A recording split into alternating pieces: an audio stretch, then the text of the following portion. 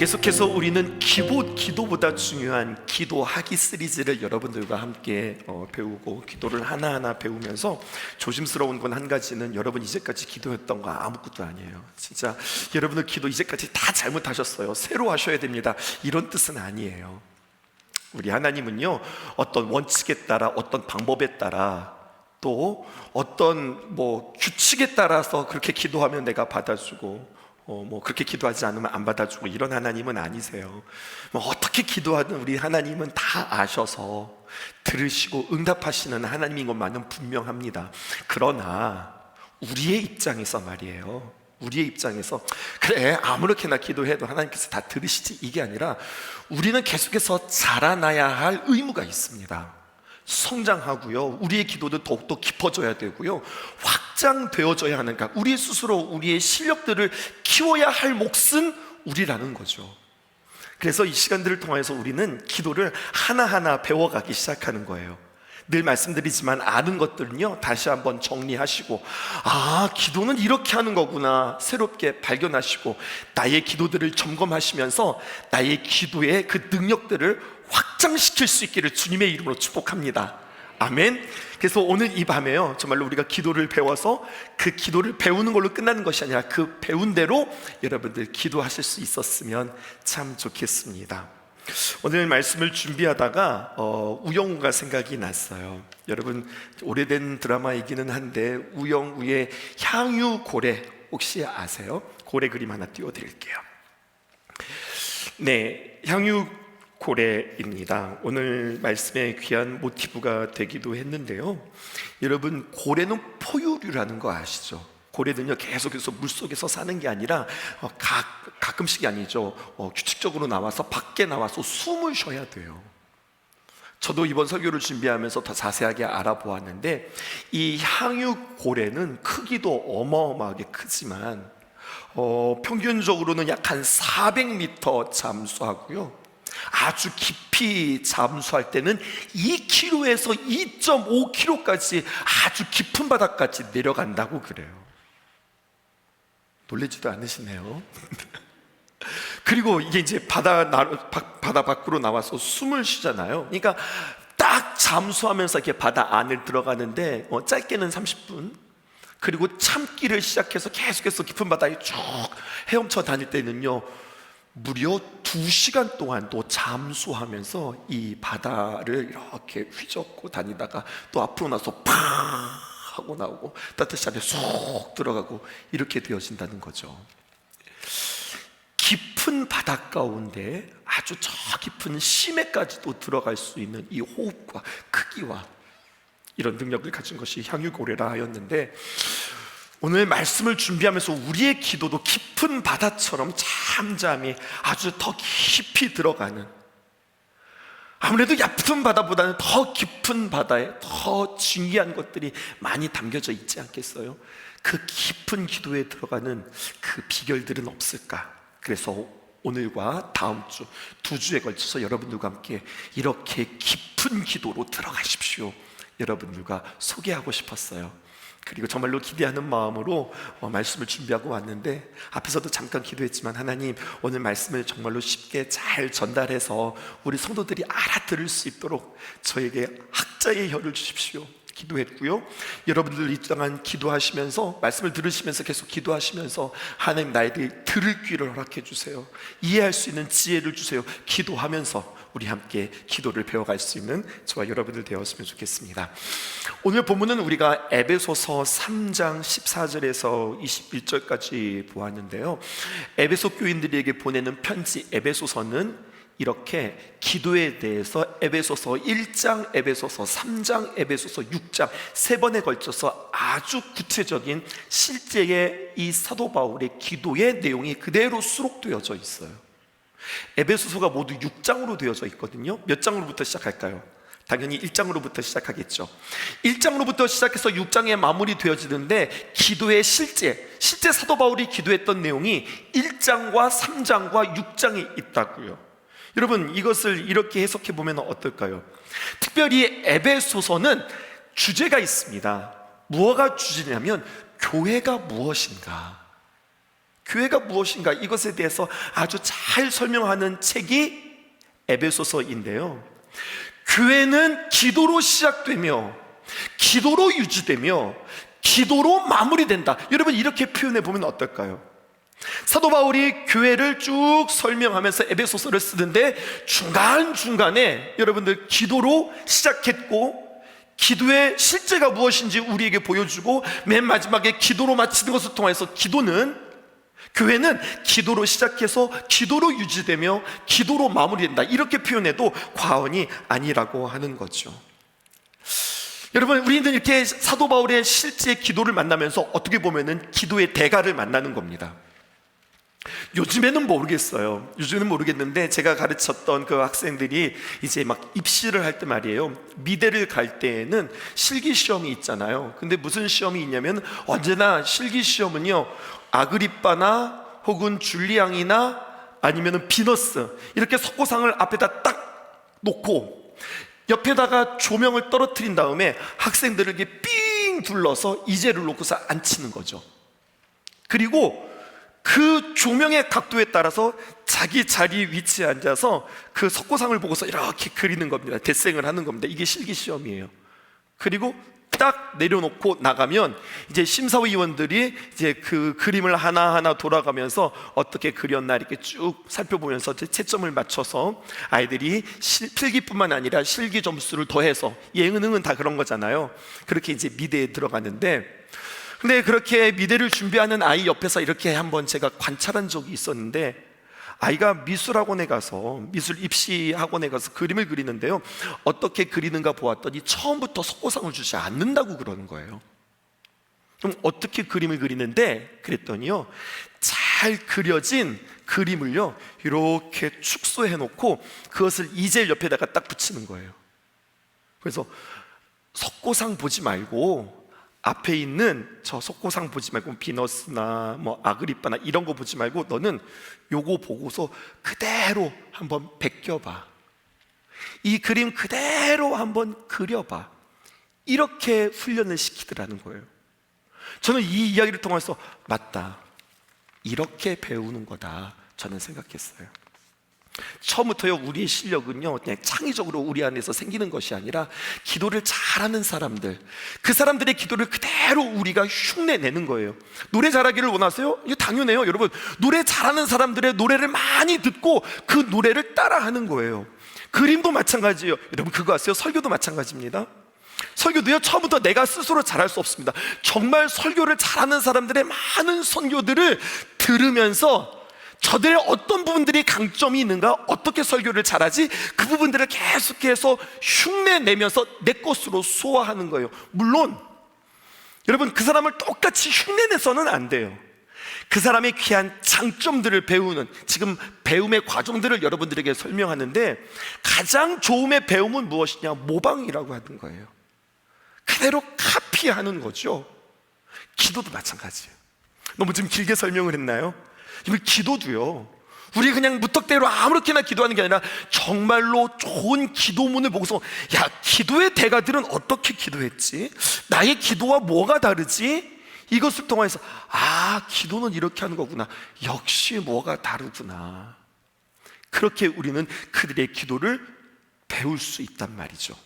오늘도 정말로 믿음의 대가요, 주님과 깊이 교제했던 사도 바울의 기도를 보니 달라도 뭐가 달라요. 그것을 여러분들에게 구체적으로 소개해드리고 우리도 이렇게 기도해 보십시다. 여러분들과 함께 안내해 보도록 하겠습니다. 오늘 성경에 보니까요, 이렇게 기록되어져 있어요. 에베소 교회 교인들을 위해서 기도할 때 말이죠, 첫 번째는 이 기도를 보았더니 이 기도가 자세히 이게 설명하니까 여기가 기도문이구나, 목사님 여기서부터 이게 기도문이에요? 이렇게 발견되어지는 것처럼 사도 바울의 에베소서는요, 이것이 어디까지가 편지고 어디까지가 기도문인지 이게 구분이 묘연하다는 것에 첫 번째 힌트를 얻었어요.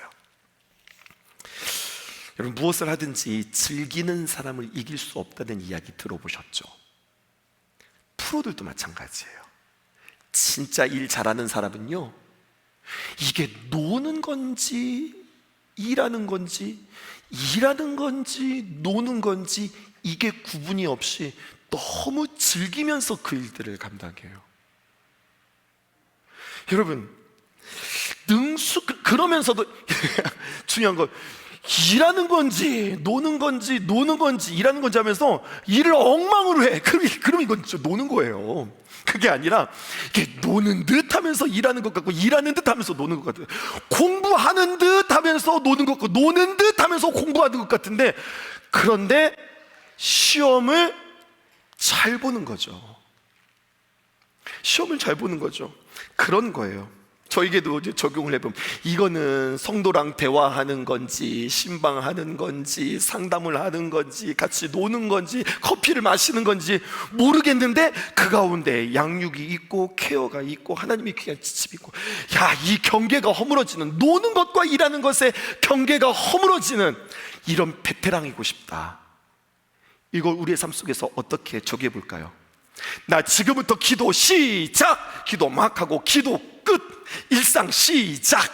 이러는 것이 아니라, 이것이 우리의 일상인지 이것이 우리의 기도인지, 내가 지금 주님 앞에 기도하고 있는 건지 아니면 나의 삶들을 살아가고 있는 건지, 이 경계가 모호해지는 것, 여러분, 그 정도의 귀한 깊이로 여러분들을 초청하기를 주님의 이름으로 축복합니다. 그러니까 전혀 두 얼굴로 살아가는 게 아니에요. 교회에 있을 때의 모습과 세상에서의 모습이 전혀 다른 것이 아니라, 교회에서의 모습이 세상의 모습이요, 세상에서의 그 모습이 교회에서 있는 모습처럼, 그렇게 우리의 삶 속에서 정말로 주님과 내가 늘 교제하고 함께 되어지는 것, 여러분들, 이런 기도가 우리에게 필요하다는 거죠. 계속해서 기도의 프로의 모습을 여러분들에게 보여주는 겁니다. 목사님, 그럼 어떻게 그렇게 기도하는 건데요? 보십시다. 보았더니요, 에베소 교회 교인들을 위하여서 기도할 때에 사도 바울이 지금 교인들을 위해서 중보하면서 기도하고 있거든요. 근데 마찬가지죠. 지금이나 그 당시나 에베소 교회 교인들이요, 파산당한 사람들도 있을 것이고, 병든 사람도 있었을 것이고, 두려워한 사람도 있었을 것이고, 낙심한 사람도 있었을 것이고, 믿음이 지금 막 치고 올라가는 사람들도 있었을 것이고, 믿음에 대해서 전혀 개념이 없는 사람들도 있었을 것이고, 핍박당하는 사람도 있을 것이고, 누군가를 지금 핍박하는 사람들도 있을 것이고, 상처받는 사람도 있을 것이고, 상처를 주는 사람도 있을, 정말로 수많은 다양한 교회, 그렇죠. 죄인들이 모인 교회는 건물이 교회가 아니라 성도들의 모임이잖아요. 어린아이부터 시작해서 노년에 이르기까지 다양한 사람들이 모였으니, 다양한 사람들이 다양한 문제를 가지고 그들이 모이지 않았겠어요? 그들을 향하여서 중보기도 하는 거예요. 사도 바울 목사님이 그 성도들을 위하여서 각각의 문제를 위하여서 기도하는 거예요. 그 당시에도 병든 자들이 있었겠죠. 지금으로부터 약 2000년 전이니까 지금으로부터 훨씬 더 의학이 발달하지 않았던 그 시대에 얼마나 많은 병들이 많이 있었겠어요. 그 환자들을 위하여서 사도 바울은 어떻게 기도했을까? 특별히 예수님을 믿음에 있어서 오늘날보다 더 많은 실질적인 핍박이 그들에게 있었는데, 그렇게 핍박당하는 자들을 위해서 사도 바울은 어떻게 기도했는가 보았더니요, 여러분, 에베소 교회에 긴박한 기도 제목을 가진 많은 사람들 가운데 기도의 사람 바울은 향유 고래와 같은 깊은 바다 가운데 깊이 들어가 기도했던 사도 바울은 수면에 떠오르는 여러 가지 많은 실질적인 문제를 놓고서 구체적으로 하나하나씩 기도하는 것이 아니라, 깊은 바다에 들어가서 성도들이 허우적거리는 모든 문제들을 이길 수 있는 가장 근본적인 문제들을 딱 지적하라는 이야기예요. 겉에 일어나는 표면적인 문제들을 가지고 기도하는 것이 아니라, 그 모든 표면적인 문제들이 일어나기까지 그 중심, 그 뿌리, 그 핵심이 뭐냐, 그 안에 깊숙이 들어가서 그 문제를 해결하는 거예요. 자꾸 자라나는 가지들만 잘라내는 것이 아니라, 확실하게 밑둥까지 가서 파서 잘라내고 새로운 덧붙여서 그에게 새로운 열매가 내든 말이에요. 근본적인 문제들을 갖고 기도하기 시작하더라는 거죠. 여러분, 우리도 마찬가지예요. 모든 문제들을 꿰뚫을 수 있는 본질적인 기도, 깊은 기도가 저와 여러분들 가운데 있기를 원합니다. 그럼 무엇이 본질적인 기도인가? 무엇이 깊은 기도인가? 오늘 사도 바울이 에베소 교회에 많은 문제들을 가지고 있는 성도들을 위하여서 기도하는데 확실히 기도의 내용이 달라요. 이런 관점으로 오늘 보십시다. 14절에서 15절입니다. 아주 중요한 부분들이 나오거든요. 함께 읽어보십시다. 시작. 이러므로 내가 하늘과 땅에 있는 각 족속에게 이름을 주신 아버지 앞에 무릎을 꿇고 비오니. 15절입니다. 함께 읽으실까요? 다시 한번 읽어보십시다. 14절 15절 시작. 이러므로 내가 하늘과 땅에 있는 각 족속에게 이름을 주신 아버지 앞에 무릎을 꿇고 비노니.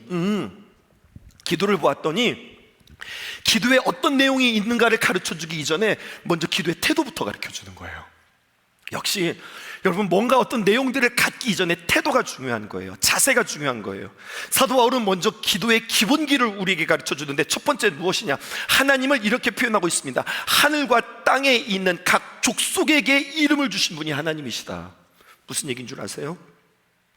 여러분, 우리는 어떻게 기도하는가 보다 더 중요한 것, 그것은 나는 지금 누구에게 기도하는가, 이게 중요한 거예요. 나의 기도를 들으시는 그 하나님이 누구신가를 먼저 아는 것이 중요합니다. 근데 오늘 성경은 뭐라고 이야기하냐? 그 하나님, 그분은 하늘에 계신 분이라고 우리에게 이야기해요. 주기도문에서도 이렇게 가르쳐 주시죠. 하늘에 계신 우리 아버지. 하늘에 계신 분, 무슨 뜻이에요? 하나님께서 이 땅에 있는 모든 것들을 다 초월하셔서 모든 문제를 해결하실 수 있는 전능하신 하나님. 전능하신 하나님이 어떤 하나님이에요? 엘샤다이 하나님. 하늘에 계신 하나님이라고 할 때는 하나님은 정말 이렇게 하늘에 계시구나. 여러분, 이 하늘이라고 하는 것이 공간의 개념이 아니에요.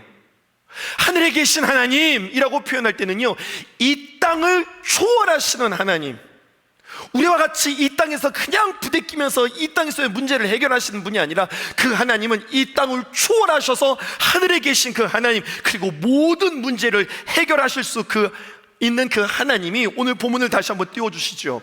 이렇게 기록되어져 있습니다. 아니요, 그 전에요. 하늘과 땅에 있는 각 족속의 그 하늘에 계신 그 하나님은 어떤 하나님이냐? 우리에게 이름을 주신 하나님이라는 거예요. 명명해 주셨다. 우리의 모든 이름을 주셨다. 어떻게 이름을 주시는 줄 아세요? 이름을 주기까지는 계획이 있습니다. 계획이 있어야 그 계획에 합당하게 그의 이름을 주는 거예요. 우리 하나님은 어떤 하나님이냐? 초월하시는 하나님, 이 땅에 있는 모든 문제들에 대해서 능치 못하심이 없으신 그 하나님은 우리에게 계획이 있다는 거예요. 뜻하는 바가 있다는 거예요. 목적하는 바가 있으신 하나님이에요. 그래서 사도 바울은 그 하나님은 어떤 하나님이냐? 하늘에 계셔서 우리에게 이름을 명명해 주신 하나님이시다. 나의 기도를 들으시는 그 하나님을 이렇게 먼저 바라보고 있는 겁니다. 하나님께서 분명 내가 이 땅에 살아가는 동안 나를 향한 하나님의 계획이 있으시다. 하나님의 뜻이 있어서 나를 이렇게 태어나게 하셨다. 이곳에 태어나게 하셨다. 이 모양으로 태어나게 하셨다. 그런 것이에요. 어떤 사람이 잘 사는 사람이에요, 여러분? 인생 성공한 사람이, 어떤 사람이 인생 성공한 사람이에요? 세상은 경쟁에서 이긴 사람, 경쟁에서 싸워서 이긴 사람을 성공했다고 이야기해요. 근데 성경이 우리에게, 진리는 이렇게 우리에게 이야기합니다. 어떤 사람이 성공한 사람이에요? 하나님께서 왜 나를 만드셨지? 나를 만드신 목적과 이유를 알고 그 목적과 이유에 따라서 살아가는 사람을 잘 사는 사람이라고 이야기하는 거예요. 하나님은 끊임없이 우리를 향하신 하나님의 뜻과 하나님의 목적을 가르쳐 주시고요, 그것을 알면 정말로 승리하는 인생이기 때문에 악한 마귀 사단은 자꾸만 우리의 인생과 우리의 목적을 가리는 겁니다. 그래서 대표적인 이야기가 여러분, 창조의 이야기와 진화의 이야기예요.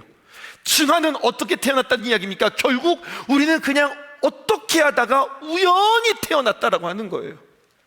근데 창조의 하나님은 우리에게 뭐라고 이야기하십니까? 우연히 태어난 것이 아니라 내가 너를 생각하고 내가 너를 계획하고 내가 너에게 그 모습으로 이 땅에 태어나게 했다라고 하는 거죠. 사도 바울은 에베소 교회 교인들에게 기도하라고 해요. 우리의 기도를 들으시는 하나님은 초월하시는 하나님이시다. 그리고 우리에게 목적과 뜻이 있으신 하나님이시다.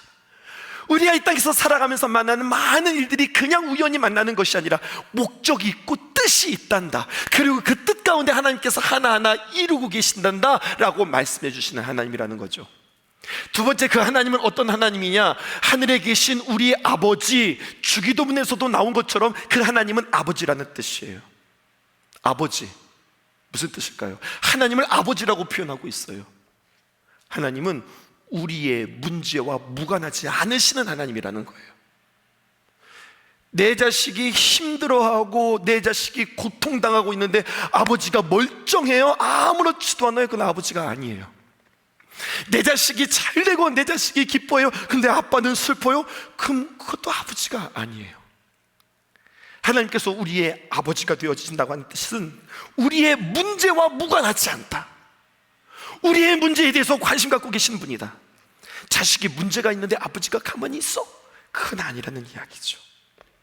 그렇게 하늘에 계신 우리에게 이름을 명명하신 그 아버지를 통하여서 여러분, 우리는 하늘에 계신 아버지 하나님이 우리에게 이름을 주셨다는 것을 통하여서 하나님은 전능하신 하나님, 그리고 하나님은 사랑의 하나님, 그리고 하나님은 우리에게 계획과 목적을 가지신 하나님이다, 이렇게 설명할 수 있어요. 그러니까 여기서 우리는 태도를 배우는 거예요. 이런 하나님 앞에 우리가 태도를 갖게 되어지는 겁니다. 어떤 태도를 갖느냐? 전능하신 하나님 앞에서, 하늘에 계신 그 하나님 앞에서 우리는 어떻게 해야 됩니까? 겸손하게 기도하셔야 돼요. 그리고 우리에게 이름을 명명해 주신 계획을 가지고, 그리고 목적을 가지신 그 하나님 앞에 우리는 어떤 태도로 기도해야 돼요? 그것을 알기 위한 간절히 사모하는 마음으로 기도하셔야 되는 거예요. 그리고 그 하나님이 나의 아버지의 하나님이다 라고 하는 그 믿음을 가지고 우리는 어떻게 기도하는 거예요? 우리는 담대하게 기도할 수 있는 거예요. 두 가지 균형을 다 잡으시는 겁니다. 하늘에 계신 하나님, 그 하나님 앞에 겸손하게, 내 아버지 하나님, 그 하나님 앞에 우리는 어떻게? 담대하게. 오늘 여러분들과 함께 새벽에 나눴던 것처럼 아브라함이 하나님과 친구처럼 하나님께서 그를 대우하시자, 하나님 이렇게 하면 안 돼요, 또 이렇게 하면 안 돼요, 이렇게 하면 안 돼요, 6번이나 번복해도 다 들어주시는 사랑의 하나님으로 우리는 만나게 되어지는 겁니다. 이런 하나님 앞에 너희는 어떻게 기도하는가? 오늘 성경은 우리에게 이렇게 이야기합니다. 무릎 꿇고 기도해라. 성경 본문 말씀 한번 다시 띄워주실까요? 이러므로 내가 하늘과 땅의 각 족속에게 이름을 주신 아버지 앞에 어떻게 기도하는 거예요? 무릎을 꿇고 기도해라. 여러분, 이 모습에서 구별되어집니다. 일반적으로 유대인들은요, 기도할 때 어떻게 기도하면 서서 기도하거든요. 몸을 흔들면서 이렇게 왔다 갔다 하면서 기도하거든요. 이게 유대인들의 기도예요. 그런데 사도 바울은 성도들에게, 특별히 에베소 교회 교인들에게 기도의 자세를 가르치는데 어떻게 가르치느냐? 야, 서서 기도하지 말고 무릎을 꿇어 기도해라, 이렇게 기도하라는 거예요. 무슨 뜻일까요? 여러분, 우리의 태도의 언어가 있고 우리의 입술의 언어가 있어요. 여러분, 우리의 태도의 언어가 있습니다. 우리가 무릎 꿇고, 그리고 내가 주님 앞에 기도할 때요, 그 내 자세를 통해서 더욱더 주님 앞에 온전히 맡겨드립니다. 내가 겸손히 주님 앞에 엎드립니다. 여러분, 무릎 꿇어 기도하면 자유하지 못한 거예요. 제한을 받는 거예요. 때로는 그 자세는 불편한 거예요. 그럼에도 불구하고 내가 그렇게 주님 앞에 간절함으로 주님 앞에 나아갑니다라고 하는 우리의 자세의 표현이기도 하죠. 벌써 지지난주였나요? 우리가 화요일에 우리 남부연회에서 목사 안수식이 있었고, 성스러 목사님 우리 함께 목사 안수식에 같이 다녀왔는데, 이 남부연회에서의 목사 안수는 한 가지 특이한 점이 있었어요. 그게 바로 무엇이냐면, 마치 여러분, 결혼은 2번은 할 수 있어도 목사 안수는 딱 1번밖에 못하는 거 아세요? 일생에 딱 1번이 있는 그 목사 안수식에 감독님이 이렇게 말씀하셨는데 저는 너무 감동적이었어요. 여러분, 목사 안수식에 많은 이들이 꽃다발 들고 축하해 주려고 많은 손님들이 오셨으나, 이번 안수식은 우리가 축하하는 안수식이 아니라 주님 앞에 기도하는 안수식 되어질 것입니다. 사랑하는 20명의 이번에 목사 안수 받는 여러분들을 앞으로 초청합니다. 그러더니요, 이건 사실 순서에 없는, 일반 순서에 없는 자리인데, 이 목사님들이 이제 목사의 후보가 되는 분들이죠. 이 앞에 쫙 나와서요, 이 앞에서 무릎을 꿇고 하나님 앞에 회개하고 주님 앞에 참회하는 것으로 목사 안수식이 시작되었어요. 너무 아름답고 너무 귀했어요. 사제 서품식이라고 있어요. 비슷한 거죠. 천주교회에서는 이렇게 이제 신부들이 되기 위하여서 모든 훈련생의 과정을 마치고, 표현은 잘 모르겠어요. 근데 그들이 이제 사제 서품, 우리로 말하면 신부가 되어지는, 목사 안수를 받게 되어지는 그 예식을 어디에서 치르냐면, 여러분, 교회에서 성당에서 하지 않아요. 대부분의 경우 어디서 하면 체육관이나 강당에서 해요. 이유는 뭔지 아세요? 공간이 좁기 때문에 그래요. 왜 공간이 좁을까요? 그들을 축하하는 사람들이 많이 와서요? 아니요. 그 사제들이 이제 그 사제 소품을 받기 위해서 기도하는데요, 그들은요 이 공간을 확 열어놓고 맨 바닥에 십자가로 들어 눕습니다. 십자가 모양을 하고 그 앞에 들어 누워요. 마치 단두대에 올라가는 사람처럼, 사형장에 끌려가는 사람처럼 내 모든 자신을 다 하나님께 맡긴다라고 하는 의미로 그들은 바닥에다가요 자신의 온 몸을 맡기고 십자가 형태로 들어 누워요. 그런 거는 좀 우리도 좀 같이 따라했으면 좋겠어요. 그 의미가 너무너무 큰 거예요. 무슨 얘기를 하냐면, 여러분, 우리의 기도의 자세에 우리의 마음의 언어가 표현되어 줄 수 있다는 이야기예요. 기도는 어떻게 하라는 거예요? 무릎 꿇어 기도한다? 그것은 다른 말로 표현하면 내 자신을 온전히 주님께 맡긴다라고 하는 표현이 있는 거예요.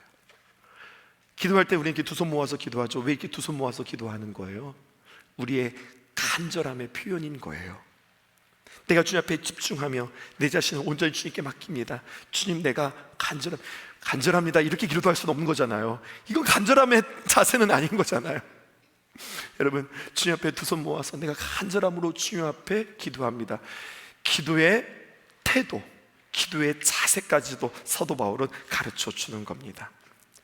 깊은 기도의 대상과 그리고 기도의 태도를 가르쳤다면 이제 기도의 실제에 들어가기 시작합니다. 여러분, 어떻게 기도하라고 가르쳐 주는가, 우리 한 가지만 살펴보고 오늘 마칠게요. 16절입니다. 우리 함께 읽어보십시다. 시작. 그의 영광의 풍성함을 따라 그의 성령으로 말미암아 너희 속사람을 능력으로 강건하게 하시오며. 기도를 하는데 확실히 다르죠. 어떻게 기도합니까? 하나님, 문제를 놓고 하나님, 내가 이 문제가 있는데 이 문제를 해결해 주세요. 하나님, 이것을 가르쳐 주세요. 이것을 열어주세요. 이것을 풀어주세요. 이렇게 기도하기보다 먼저 그들이 기도해야 되는 것은 무엇이냐? 그의 영광의 풍성함을 따라 그의 성령으로 말미암아 너의 속사람을 능력으로 강건하게 하옵시며. 첫 번째 우리가 기도해야 될 것은, 우리에게 겉사람이 있고 우리의 속사람이 있는데, 속사람을 성령의 능력으로 말미암아 강건, 거꾸로 해보세요, 건강하게 해주세요라고 기도하라는 거예요. 아무리 밖이 건강하다 할지라도, 우리의 육체가 건강을 얻었다 할지라도 속사람이 병들어 있으면 그 사람은 병들었다는 이야기예요. 내가 비록 지금 병들어 있고, 내가 지금 치료 가운데 있고, 내가 지금 아파하고 내가 병상에 누워 있으나 그의 속사람이 강건하면 주님께서 보실 때 그 사람은 강건하다고 이야기하는 거예요. 무엇을 위해서 먼저 기도하는 겁니까? 오늘 성경은 우리에게 먼저 속사람의 강건을 위하여서 기도하라. 그럼 어떻게 기도하는 건가? 이 뜻이 뭔지를 알아야지요. 이런 것입니다. 하나님, 내 속사람이 건강하게 해주세요. 이것의 또 다른 표현은 무엇이냐면, 성령님이 나의 속사람을 건강하게 하신다. 이 말은 예수 그리스도께서 내 안에 계십니다. 예수님을 내 안에 모십니다. 그리고 주님께서 내 마음을 다스리십니다. 이것을 간절히 주님 앞에 기도하라는 거예요. 요한복음 1장 12절에 있는 말씀입니다. 영접하는 자, 곧 그 이름을 믿는 자들에게는 하나님의 자녀가 되는 권세를 주셨느니.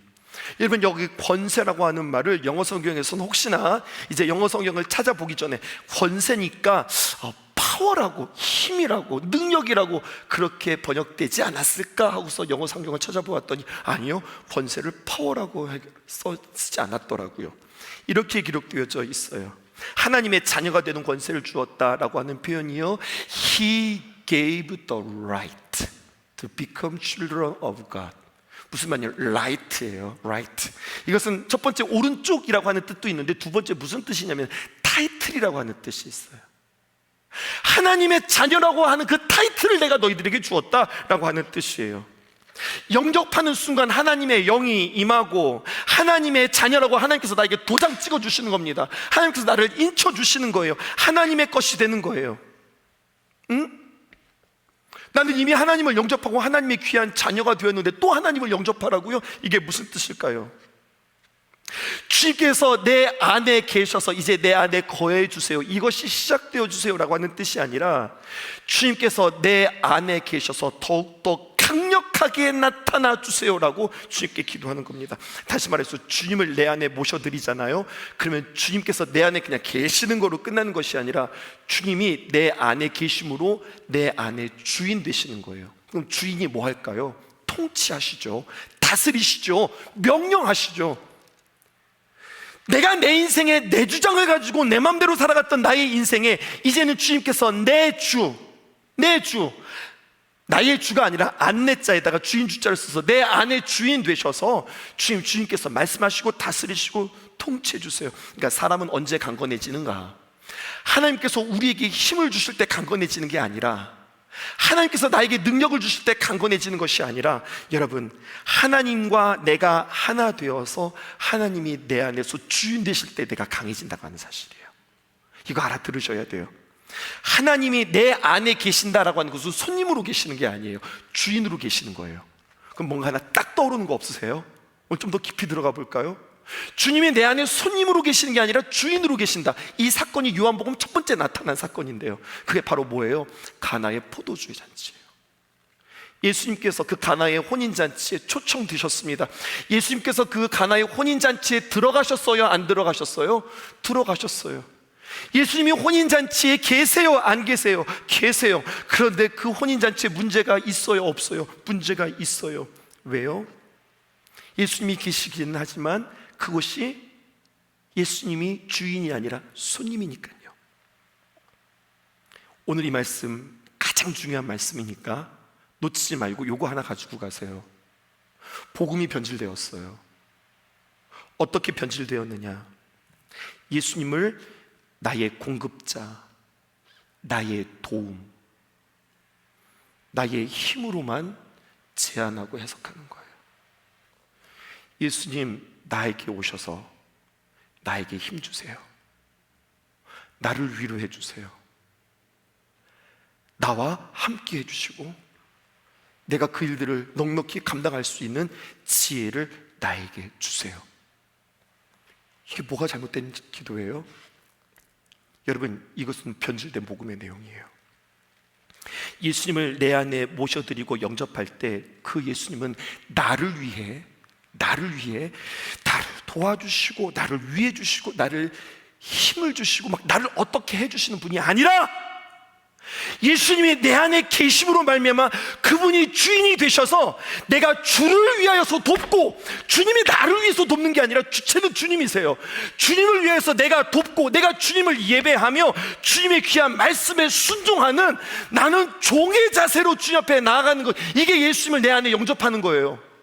그런데 우리는 예수님을 내 안에 영접해 놓고 내가 주인 노릇하는 거예요. 마치 알라딘 램프의 지니처럼, 주님 이렇게 해주세요, 이렇게 위로해 주세요, 이렇게 풀어주세요, 이렇게 도와주세요. 여러분, 이게 누가 한 짓입니까? 짓이라고 표현하면 좀 그렇지만 마리아가 그렇게 한 거 아닙니까? 예수님을 모셔놓고서 예수님, 이 집에 문제가 일어났으니 예수님 이 문제 좀 해결해 주세요. 누가 명령하고 있어요? 마리아가 명령하고 있어요. 누구에게? 예수님께. 그때 예수님 뭐라고 말씀하세요? 내가 무슨 상관이 있습니까? 여자요, 내가 무슨 상관이 있습니까? 이렇게 이야기하잖아요. 알아들었어요. 마리아가 알아들었어요. 그리고 종들에게 이야기합니다. 내 손에서 떠났다. 내가 주인이 아니야. 이거 내가 아니야. 이제 예수님께서 말씀하실 거야. 예수님께서 뭐라고 말씀하시든지 그대로 순종해. 주권을 예수님께 이양했어요. 그리고 예수님이 그 가나의 혼인잔치에 주인이 되시자 기적이 일어나는 거예요. 이게 복음이에요. 아멘이십니까? 이게 복음입니다. 아멘이십니까? 예수님을 나의 구주, 나의 주님으로 모셔드리고 그 주님 앞에 내가 뭔가를 시키는 게 아니라 무릎 꿇어. 주님이 전능하신 하나님, 나에게 명령해 주신 하나님, 나의 아버지 되신 하나님, 주님 내 안에서 일하시도록, 주님 내가 무엇을 죽여야 할까요? 무엇을 삭제해야 할까요? 내가 무엇에 주님의 귀한 말씀에 순종해야 할까요? 이렇게 되는 것이 나의 속사람이 강건하게 되는 것이라. 그리고 이것은 나의 힘으로 되어지는 것이 아니라 성령님의 도우심으로 되는 거예요. 그 유명한 말씀 갈라디아서 2장 20절에 있는 말씀입니다. 내가 그리스도와 함께 십자가에 못 박혔나니 그런즉 이제는 내가 산 것이 아니요 내가 살아있는 게 아니에요. 예수님을 내 안에 모셨으므로 이제는 내가 산 게 아니에요. 누가 사는 거예요? 오직 내 안에 그리스도께서 사시는 거예요. 둘이 살 수가 없어요. 아니, 둘이 이렇게 사는 게 아니라 두 생명이 같이 살아있을 수 없다는 이야기예요.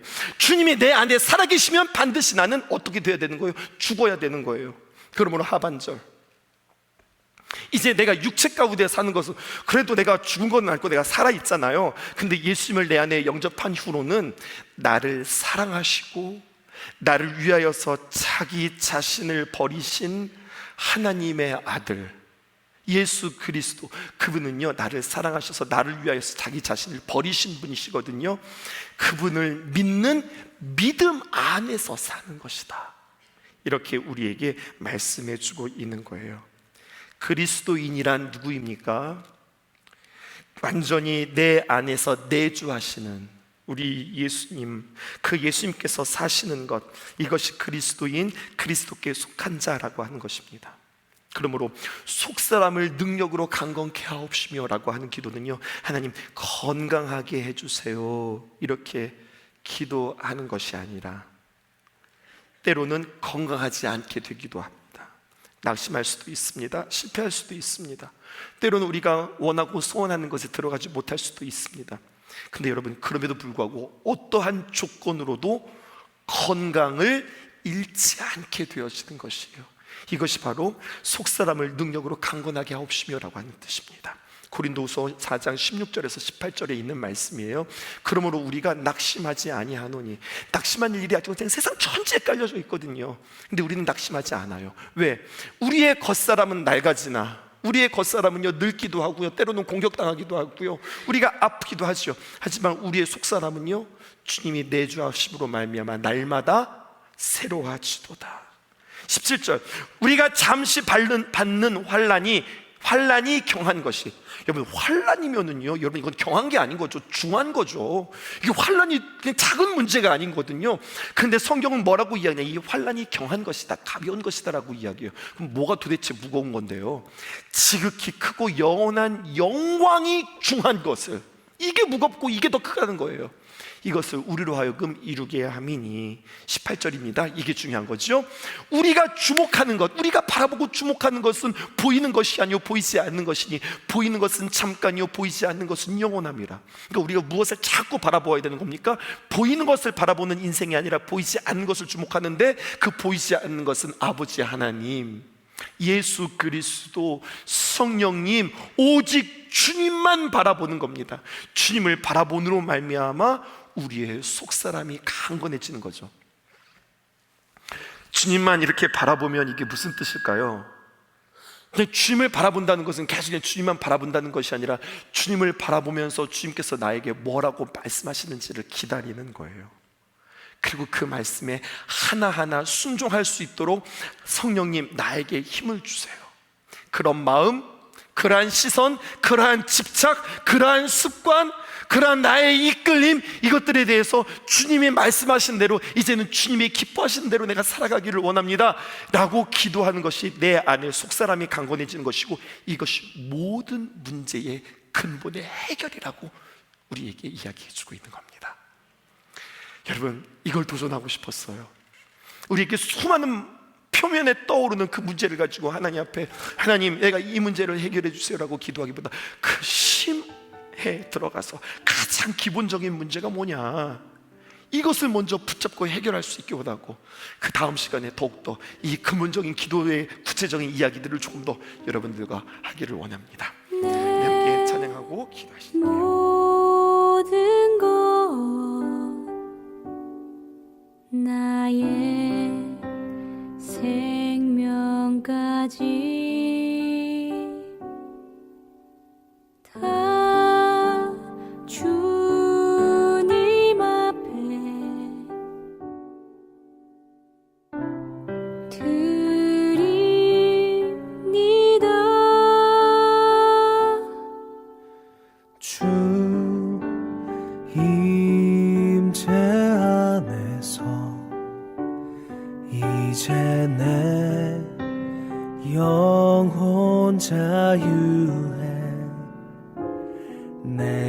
주의 거룩한 이름을 높이며 예배하리.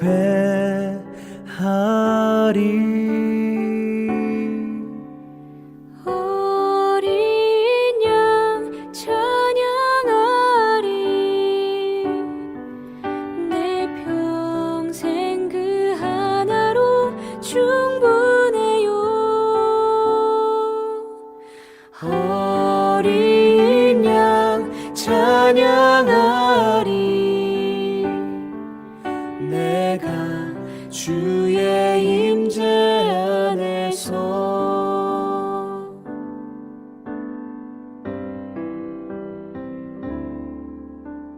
내 모든 것 나의 생명까지 다 주님 앞에 드립니다. 주 임재 안에서 이제 내 영혼 자유해. 내가 주의 거룩한 이름을 높이며 예배하리.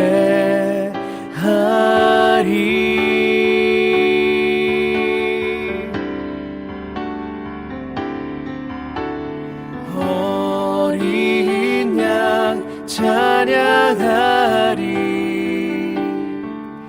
내 평생 그 하나로 충분해요.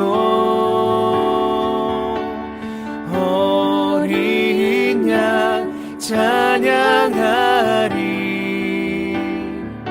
내가 주의 임재 안에서 어린 양 찬양하리.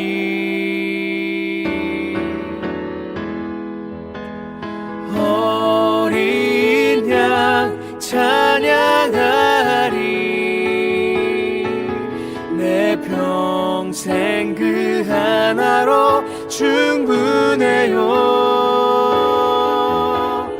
어린 양 찬양하리.